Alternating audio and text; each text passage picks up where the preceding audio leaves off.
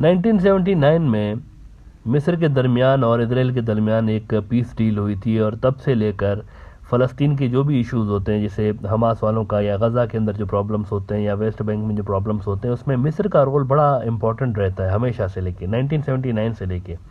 और मिस्र हमेशा से प्रॉब्लम सॉल्विंग अप्रोच जो है वो लेकर चलता है। कई मरतबा फ़लस्तीनियों के दरमियान और इसराइलियों के दरमियान जो तनाज़ात हुए हैं उसको इजिप्ट ने रिजॉल्व किया हुआ है कई मरतबा। लेकिन अब नई जो हुकूमत वहाँ पर आई है इसराइल के अंदर, जो कि वहाँ की इसराइल की तारीख की सबसे ज़्यादा हार्डलाइनर गवर्नमेंट है, ज़ायनिस्ट आके बैठे हैं हुकूमत में, तो इसको इजिप्शियंस कैसे देख रहे हैं? This is an interesting question. तो वहाँ पर से जो खबरें आ रही हैं इजिप्ट से, तो उनके जो डिप्लोमेटिक सोर्सेज हैं वो कह रहे हैं कि हम इसको इस तरह देख रहे हैं कि वहाँ पर असल में दो हुकूमतें आई हैं, एक हुकूमत नहीं है, दो हुकूमतें हैं वहाँ पे। एक हुकूमत तो वो कह रहे हैं वो है जो कि इसराइल के अंदर है, और इसमें इतमर बिन गवेर और दीगर जो हार्डलाइनर्स हैं उनका ज़्यादा स्टेक है, उनकी ज़्यादा मानी जाती है।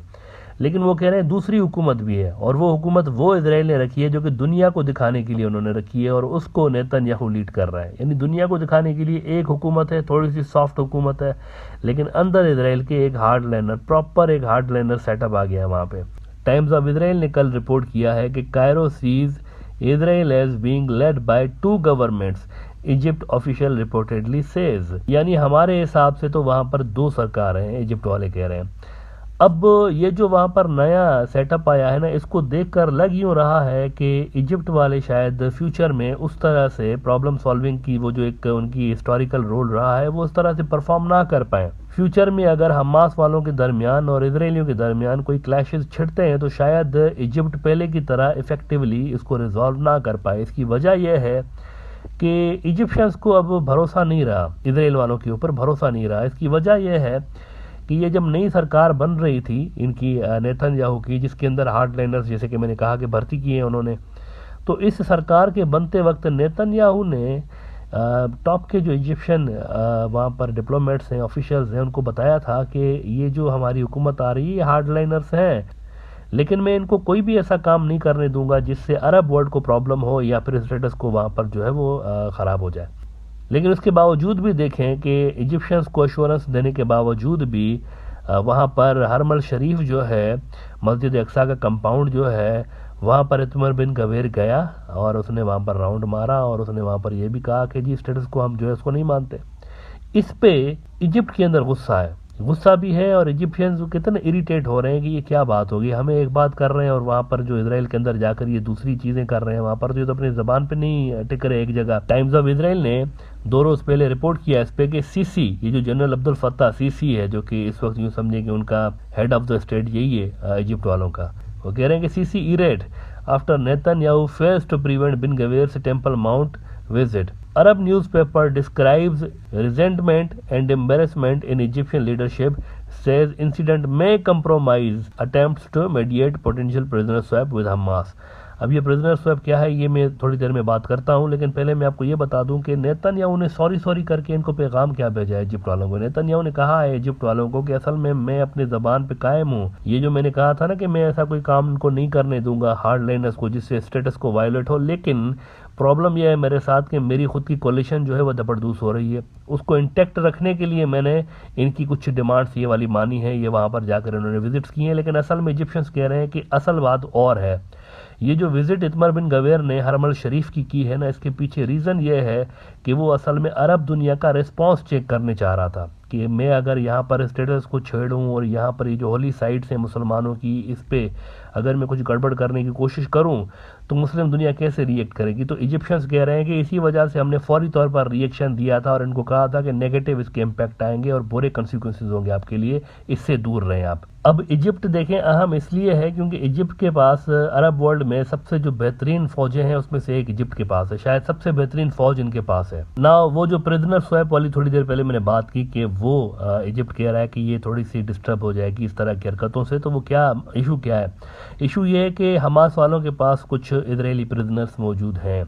इसराइल इनको रिलीज़ करवाना चाह रहा था लेकिन वो खुद नहीं करवा पा रहे थे। उन्होंने इजिप्ट को बोला क्योंकि इजिप्ट वालों के अच्छे टाइज रहे हमास वालों के साथ। हालांकि इजिप्ट वाले खुद भी हमास को कुछ थ्रेट के रूप में भी देखते हैं कि हमास वालों के साथ अगर इसराइल के एक हद से ज़्यादा ताल्लुकात ख़राब हुए तो इसका सीधा सीधा इम्पैक्ट हमारे ऊपर भी पड़ेगा। तो वो जो प्रिजनर स्वैप वाली डील थी वो काफ़ी आगे तक निकल चुकी थी और उसमें एक ब्रेक थ्रू भी मुमकिन था। हमास वाले उनके प्रिजनर्स को छोड़ भी सकते थे, लेकिन अब ये जो नई गवर्नमेंट आ गई है वहाँ पर, तो इससे हमास वालों के अंदर भी एक कॉन्फिडेंस उनका लो हो गया है इसराइल के हवाले से, और उनको ट्रस्ट नहीं है कि ये जो हुकूमत है ये कोई इस लायक है कि इनके साथ प्रिजनर स्वैप और इस तरह की जो डील्स हैं वो की जा सकें। अब देखें, ये जो हार्डलाइनर ज़ायनिस्ट हैं इन्होंने तो मुस्लिम दुनिया को टेस्ट करने के लिए और दुनिया का रिस्पॉन्स चेक करने के लिए विजिट की। ये उनका तरीका होता है, पहले ये पानी में ज़रा पत्थर मार के देखते हैं कि पानी कितना गहरा है।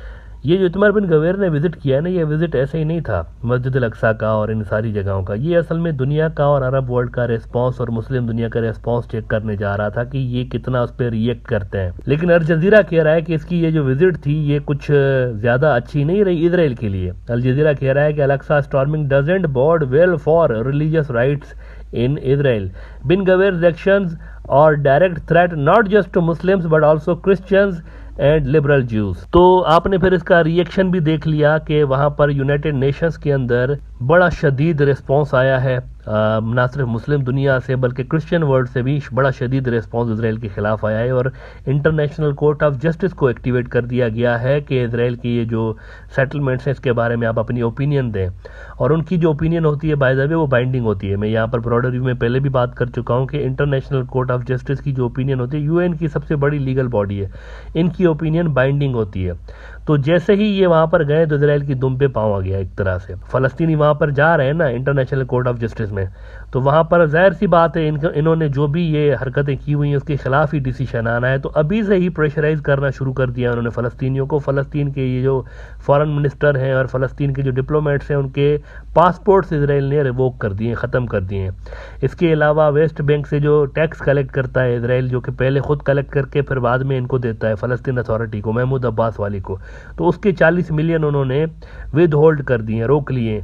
और वो ना सिर्फ रोके हैं बल्कि उन्होंने कहा है कि हम अपने जूइश सिटीजन्स को देंगे ये 40 मिलियन फलस्तीनियों के टैक्स के पैसे। तो कई तरह के इन्होंने मेजर्स उठा रखे हैं इनको प्रेशराइज करने के लिए कि इंटरनेशनल कोर्ट ऑफ जस्टिस में मत जाओ, लेकिन ये तो जाएंगे। इसके साथ ही खामोशी से वहां पर एक और बड़ा इवेंट हो गया आज की कुछ घंटे पहले की बात बता रहा हूं आपको। लुबनान जो है, एक और ऑक्यूपाइड पैलेस्टाइन का पड़ोसी लुबनान, जहां पर हिजबुल्लाह है, लुबनान की और इजराइल की एक हिस्टोरिक डील हुई थी। उनका समुंदर के इलाके पे तनाज़ा था, डिस्प्यूट था समुंदर का दोनों का, लेकिन वो हल हो गया था कुछ अर्सा पहले। उसके बावजूद आज क्या हुआ है, इजराइल ने एयर स्पेस और उनका जो समुद्री इलाका है ना वो वायलेट की है। 20 मिनट तक इजरायली ड्रोन्स जो हैं लुबनान की एयर स्पेस में रहे हैं। अब ये बड़ी ख़तरनाक बात है कि लुबनान और इजराइल यहाँ पर भी जो टेंशन हैं वो थोड़े से क्रिएट हो रहे हैं। तुर्की का बड़ा अखबार अनादुल एजेंसी उन्होंने आज थोड़ी देर पहले रिपोर्ट किया है कि Lubnan says Israel violated territorial waters air space, Lebanese army says drone gun boat breached maritime border. तो इस हार्डलाइनर वहाँ पर जो हुकूमत आई है इसराइल के अंदर ज़ायनिस्टों की, उसको आए हुए अभी जुमा 8 दिन भी नहीं हुए, लेकिन आप देखें कि अपने कम से कम 2-3 पड़ोसियों के साथ उसके ताल्लुकात अभी से ही ख़राब हो गए। इजिप्ट के साथ ख़राब हो गए, लुबनान के साथ ख़राब हो गए और उर्दन के साथ तो वैसे ही ख़राब हो गए। उर्दन ने वार्निंग इशू की थी इनको। इतमार बिन गवेर जब वहाँ पर गया था तो उर्दन ने कहा था कि हमारी रेड लाइन है मस्जिद अल अक्सा, इसको टच मत करना। उर्दन ने भी की हुई है पहले ही। 3 मुल्कों के साथ उसके रिलेशन जो है पड़ोसियों के साथ वो पहले ही ख़राब हो गए, और सीरिया के साथ तो वो हालत जंग में ऑलरेडी आए दिन जाकर और सीरिया में वहाँ पर वो स्ट्राइक्स करता रहता है।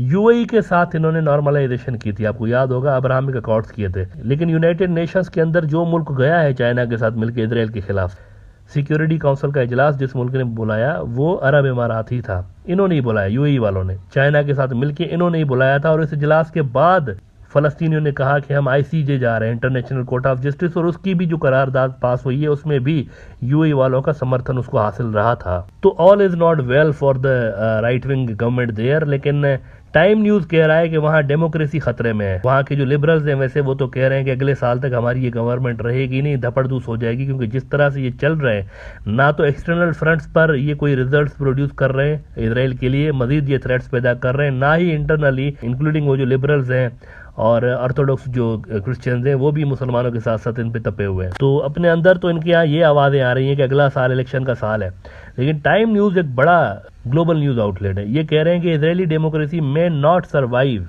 नेतन्याहूज न्यू गवर्नमेंट। वहां पर जुडिशरी के अंदर तब्दीलियां लाने की कोशिश की जा रही है, उसको नेतन्याहू के अंडर करने की कोशिश की जा रही है और बड़े पैमाने पर लॉज तब्दील करने की वो अटेम्प्ट कर रहे हैं, जिसको वैसे वहां के अपने जो जूइश सिटीजन हैं इनके वो भी पसंद नहीं कर रहे हैं। और वहां पर बड़े बड़े मुजाहरे शुरू हो गए इसराइल के अंदर इस गवर्नमेंट के खिलाफ और नेतन्याहू के खिलाफ। ऑन टॉप ऑफ दैट ये लगे हुए हैं अपने जो पड़ोसी मुल्क हैं, अरब मुल्क जो पड़ोसी हैं, उनको भी इरिटेट करने में लगे हुए हैं।